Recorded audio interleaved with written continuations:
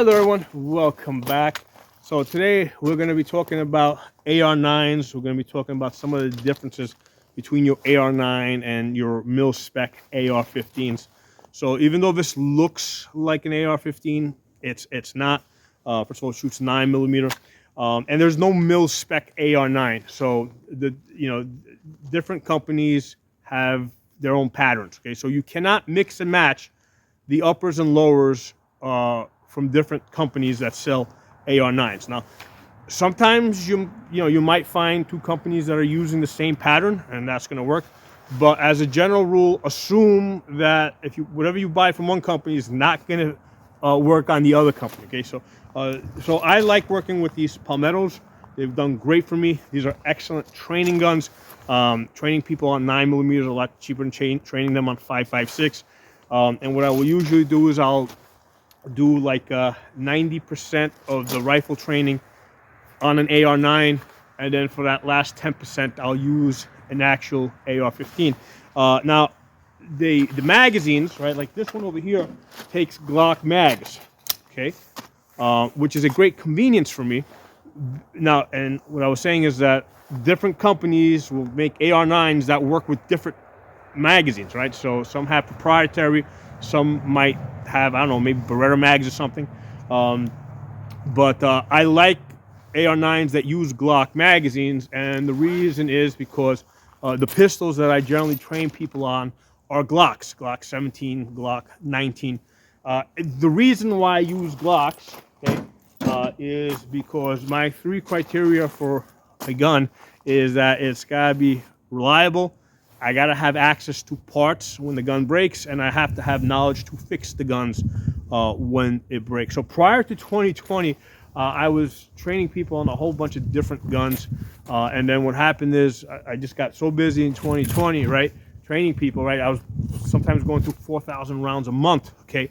The guns started breaking, okay, and the only guns that I could get, like reliably get replacement parts for, were AR-15s and Glocks, okay? Now you couldn't get them from Glock, the company itself. Like, you couldn't get factory Glock parts, but I could get aftermarket parts that worked reasonably well, okay? So after 2020, it's like, which is, I think the same thing would apply for an SHTF type of situation. I stick with AR-15s and Glocks. The AR-9s are good as a way to train on your AR-15s because basically all the buttons, all the switches are pretty much the same, right? You got your charging handle here, you got your magazine release there, you got your safety lever there, okay? So it mostly works the same. The only thing that's different is that it doesn't usually, all right, they don't lock open on the last round, okay? So if you look on an AR-15 mag, okay, the place that activates the last round bolt hold open is in the back, okay? Right. So if you look at a Glock mag, the place where the last round, either slide, hold open, is activated from the front. Okay. So because they're in a different position, okay, if you're going to have an AR-9 that has a last round bolt hold open, right, you either have to change the magazines, right, to, so that it lines up where the button is for the bolt catch, right. So you've got to change the magazine, or you've got to create some type of system of levers to, to activate it, right, and bring that back to where the button is, right, or move the button, right. So the idea here is that we don't want to change the design of the gun. We want to be able to train on this, and you want this gun to be like 90% like an AR-15. So we don't want to change the gun, right, or we want to stay as much as we can with the same gun design. So the easiest, we don't want to make the gun too expensive. Some companies will do that. Some companies will give you a last round bolt hold open, right? Either by changing the magazines or by putting a whole bunch of levers. So that tends to add to the cost of the gun. So what I have found as a practical, thing is that it's just easy. It's just cheaper, easier, more practical for me to accept that the gun is not going to open, is not going to lock open on the last round. So training wise, what that means is, like, if somebody's shooting, right, they pull the trigger, right? They don't have an indication that that was their last round because it didn't lock open. So the gun's gonna go click. What they gotta do now is they gotta take out the magazine, open up the bolt to look in the chamber to make sure they didn't have a jam, right? Put the next magazine in, okay, and now chamber around. So they basically got to run the slide or the charging handle twice, right? You got to run the charging handle twice, once to check it, the chamber, and once to chamber the next round, okay? So for me, I found that it's just a lot more practical to accept that, okay, rather than go to a much more expensive gun. I did work with one gun. It was from Stag Arms that had a last round bolt hold open built into the gun, and that feature broke on the first day. Okay, so I'm like, okay, this sucks, and the reason is because it's just a complicated mechanism. Okay, now like I said, sometimes companies will have different magazines. They'll either create their own magazines or so that they can get that last round bolt hold open. The reason why I like Glock mags is because I generally train people on Glocks 17s or 19s, and the reason is because they're easy for me to fix. Okay, so back in 2020, I got really busy and I was doing something like 4,000 rounds a month. Okay, sometimes more, and all the guns started breaking. Okay, so the ones that I could get that I could get parts for and I could reliably fix on my own were essentially Glocks and AR-15s. Okay, so 2020 was a lesson for me to only rely on guns that I have access to aftermarket parts and I have the knowledge to fix. Okay, so that's AR-15s and Glocks. Okay, so that's how I ended up here. I got plenty of other good guns, right? I got Berettas, I got SIGs, I got Smith & Wesson, right? But I couldn't get the aftermarket parts. So when the guns went down, they were down. Okay, so going back to the AR-9 here. Okay, so like I said, this looks like an AR-15, and some parts might be compatible, right? Like the brace or the stock back here. This is generally compatible. Some parts, like the trigger group here, right? It will fit a mil-spec trigger group. However, they don't all work really good with the AR-9, and the reason is because there's no locking mechanism to slow the bolt down. Okay, and what happens is with some trigger groups, because remember, when the bolt comes back, that resets the hammer. Okay, and it generally comes back really fast, faster than an AR-15, and sometimes because it's coming back so fast and so hard, it doesn't reset the hammer. Okay, so Palmetto recommends that you use the trigger groups that they sell specifically compatible with their AR-9s. Okay, and I have tried other trigger groups in my AR-9s, and they'll work like 95% of the time. The ones that they sell that they say, hey, these are going to work with the AR-9, their Palmetto AR-9, they work good. So I generally buy their trigger groups that they recommend for the AR-9s. I bought a few extra of them. I got them, in stock, so that if I ever run into another 2020 where it's hard to get parts, I got the extra parts. Okay, so trigger group, yeah, it's mil-spec, but not all mil-spec trigger groups are going to work great in your AR-9. Okay, so let's talk a little bit about the bolt here. So let me take this apart. So like I said earlier, even though this comes apart like an AR-15, looks like an AR-15, it's not an AR-15. Okay, so show you guys. All right, so first of all, you see this funky little thing here, right? That's to stop the magazine, right? So when the magazine comes up, that's what stops it. Okay, so you can see here how the bolt catch is way back here, right? But the magazine, where on the Glock magazine, it's way up in the front. And even if it was in the back, it would be like back here somewhere. So you've got this distance from here to here where the bolt catch is. So you would have to create some type of a lever mechanism, right, to activate the bolt catch, which is way back here, right? Because you've got this space over here. So this space over here is normally on an AR-15 is occupied by the magazine, right? And you can see how the magazine basically lines up with the bolt catch, which is right there. Okay, so that's why the bolt catch is an issue, and you either got to change the magazine or you got to create some kind of a complicated lever system. Okay, let me get the magazine out. So on the buffer weight that's in the back, okay, I think they ship with 4 ounce or 5 ounce buffer weights. Get the 8 ounce one. Let me open this up.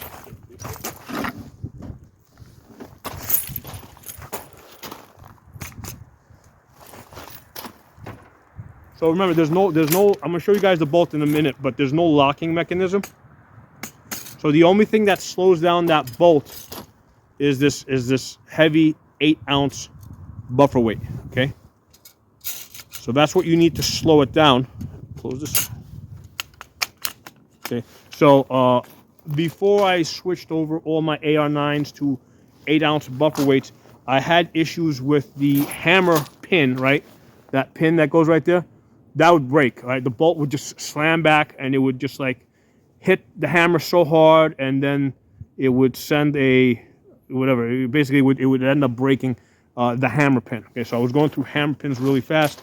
I talked to Palmetto, and they advised getting a heavier buffer weight. And once I put the heavier buffer weight in there, it eliminated that problem of breaking the hammer pins, and it also eliminated the problem that I had a couple of times of out of battery discharges. Okay, we'll talk about that in a second. So first, let's talk about the bolt. Okay, so if you look at this, I mean, the upper kind of looks like an AR-15, right? With the exception that there's no forward assist. But if we pull out, and by the way, the charging handle is a mil spec AR-15, so that's the same, that fits. But if we look at here's the thing, on an AR-15, right over here, what we have is a bolt carrier and the bolt, right? That's the bolt over here, right? Well, here there's no bolt carrier. There's just a bolt. Okay, so there's no rotation, there's no locking mechanism. Okay, so this is, you just have a bolt. Okay, and I'll take this part for you guys. So you just have a bolt. And if you look at there's a weight back here, right? If you look back here, that's a weight. So the bolt is actually weighed.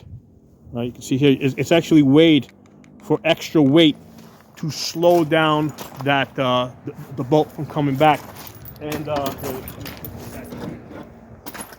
so because this doesn't rotate or lock or anything, what's happening is the face here just sits up again. When it goes forward, it just sits against the back of the barrel, basically. It does have, that's not, it doesn't have a gas key, but it does have this tombstone here, basically, so that you can, the charging handle can grip it and you can charge it. Get you back in there. So you can see how that goes in, and that just rests up against the back of the barrel. Okay, so what can happen here is every time you fire the gun, this comes back, right, because there's no gas system here. The pressure from the round being fired pushes this back. Okay, it ejects the empty case. Okay, then the recoil spring slams this forward, right, and then what happens is, as this goes forward, because there's no locking, what you can end up with is a bolt bounce, where this goes forward and it bounces back. Okay, and when you get that bolt bounce, that can create an out of battery discharge, right, where the next round ignites with the bolt slightly open. Okay, and it did happen to me a couple times before I went to the heavier 8 ounce buffer weights. Now, remember, I was shooting like 4,000 to 5,000 rounds a month. Okay, so out of 4,000 to 5,000 rounds a month, okay, it might have happened to me like 2 or 3 times, maybe 2 times in a whole year. Okay, so you gotta be doing a really high volume of shooting for this to happen to you. But when it does happen, man, the freaking gun sounds like a 308. Okay, because remember, that detonation is now happening like right here next to your face. It scares the shit out of you, and what happens is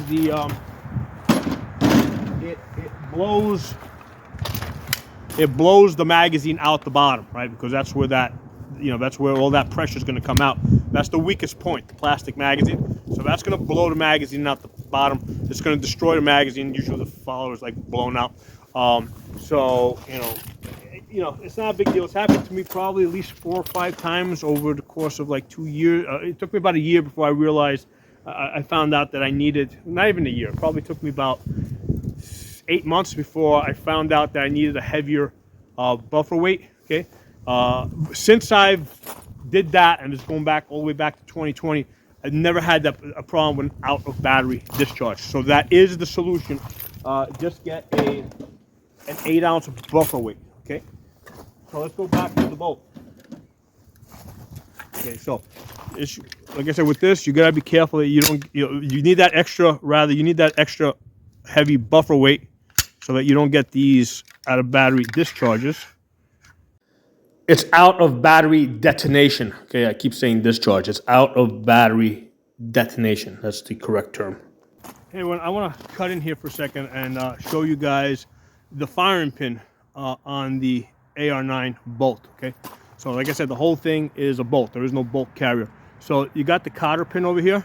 So that's going to come out.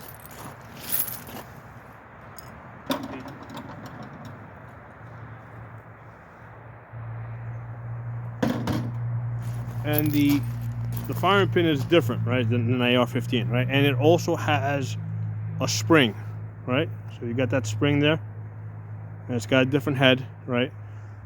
So one of the things that you want to watch out for is these firing pin springs. They can break, right? They do break from time to time, and what can happen is if it breaks, you can end up with spring parts inside of the firing pin spring that will make the firing pin get stuck in the forward position. Okay, so this has happened to me. So it gets stuck in the forward position with the firing pin head sticking out, and what that's going to do is going to give you full auto fire. Okay, when that happens, until it gets unstuck or until the magazine empties out. So that's one of the things you want to be aware of, and you want to check periodically to make sure that your firing pin spring is good. And what I use, you got to get some like really skinny brushes like this to get it to basically go into that channel, and it's still a very tight fit. Unfortunately, because it's weight in the back, you can't go in from the back. You got to kind of twist it in there. You got to get in there, and you got get in there, twist it, and clean it out. Okay, so that's one of the things you want to make sure that firing pin channel is clean and there's no debris in there. One of the things worth noting on the full auto machine pistols, right? The way they work this, the firing pin was not separate from the bolt. The firing pin was actually, it was actually just a little nipple that was on the bolt face. Right? It didn't move back and forth. It was just, it was just a little stud that stuck out. And what would happen is when you charge the gun, the bolt would sit in the rear position, right? So it was an open bolt, right? I think the Uzi was designed like that, but there's a few other guns. And then when you press the trigger, it releases it. It goes forward, right? It's going to come back. If you're holding down the trigger, there's nothing to stop it. So it's going to keep going back and forth until you release the trigger, which is going to stop the bolt in the rear position. Okay, so that's how an open bolt system works, right? And then the firing pin, there's no firing pin, right? Basically there's like a little pin head that's part of the bolt face itself. Okay, so yeah, let's put this guy back together. I'm just going to drop this in there. So yeah, I thought that'd be an additional piece of interesting information you guys should have. So push that forward. Then you take the cotter pin, put that in. Usually if you have any difficulty, you push down, okay? And that's gonna get the tail to go, if you push down on it, that's gonna get the tail to the cotter tail to lift up and go over the firing pin, okay? So,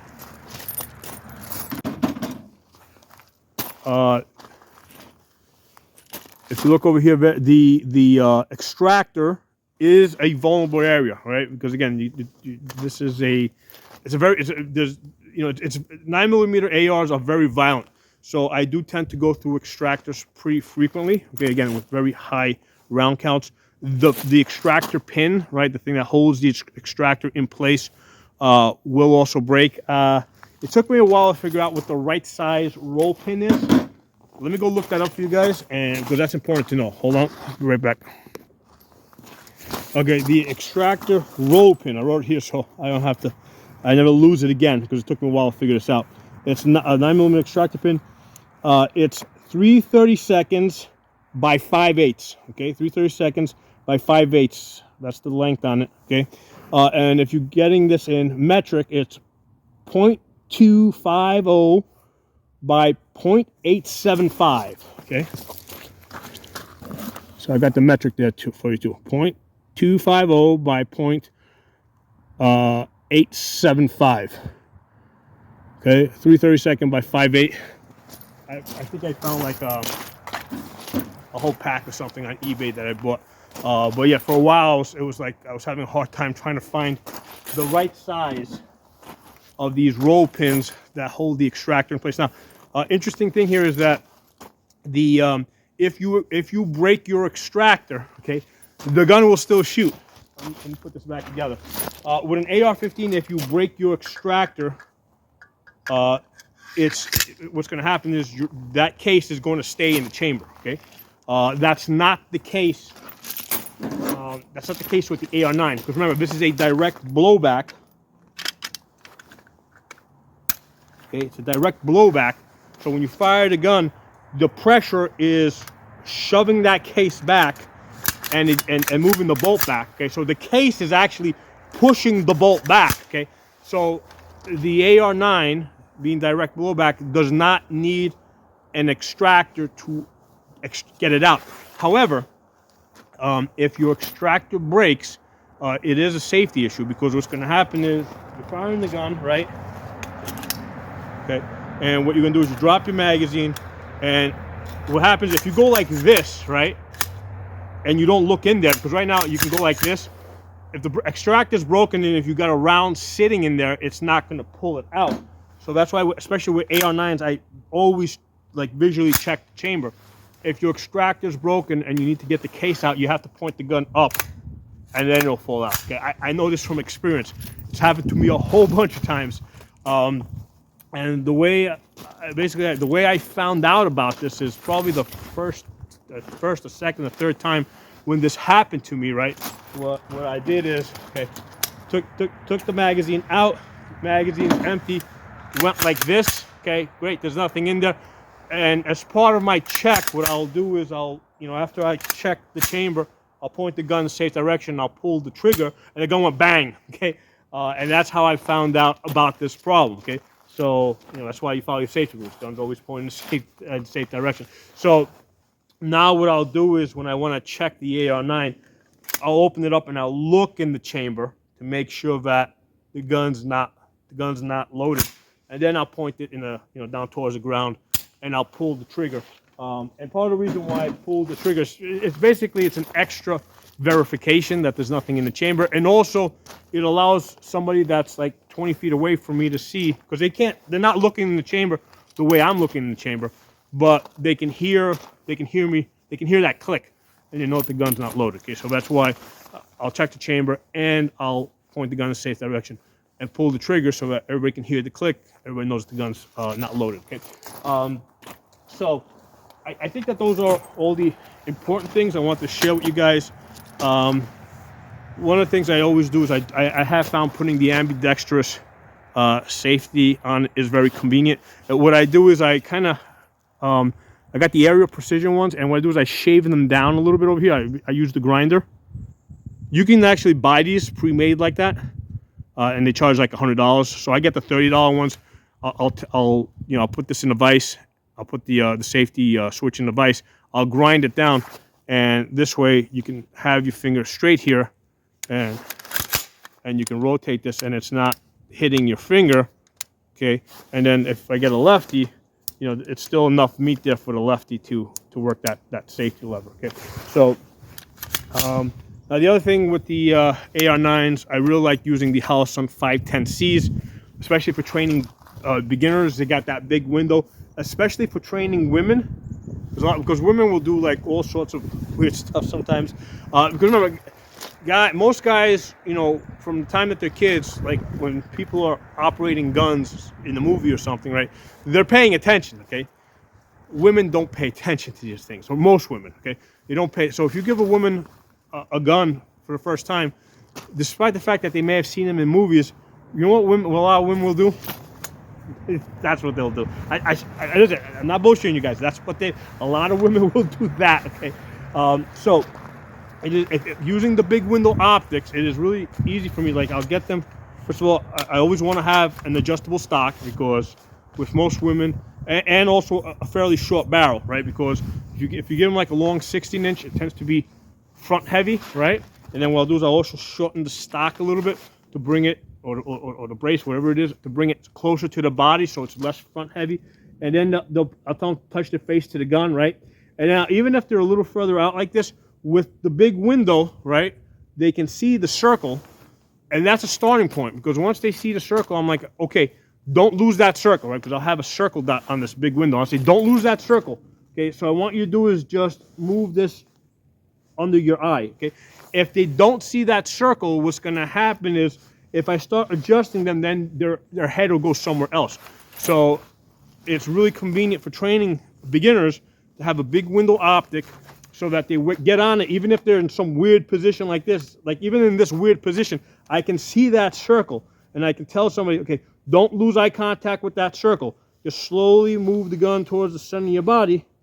Okay, and that is a very big training aid for getting beginners to shoot guns. Okay, these AR-9s have been great for training women, and also the optics, right? Because I can tell you guys, before I started because when I started shooting, everything was iron sights. Okay, when I was training women, what would happen is, like 80% of the women would lose interest on guns, on shooting guns, when the guns only had iron sights. Okay, I mean, that's just a fact of what it was, right? They just really weren't interested so much in this. They wanted to do the shooting, but they weren't too interested in lining up the sights so much.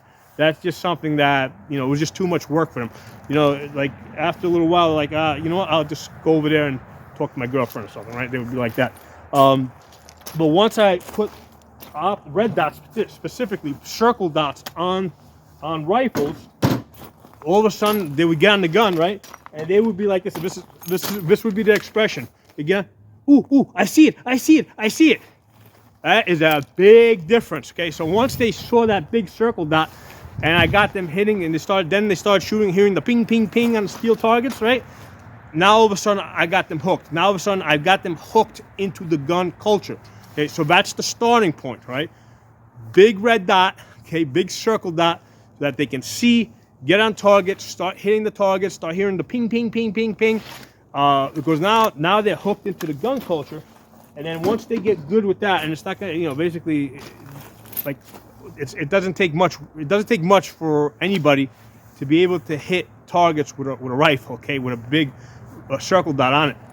Then I could transition them to the pistol, right, and start training them on that. And again, I had the same issue with pistols, right? Because initially I just had red dots on rifles, and the women mostly just wanted to shoot the rifles, right? I would put them on the pistols.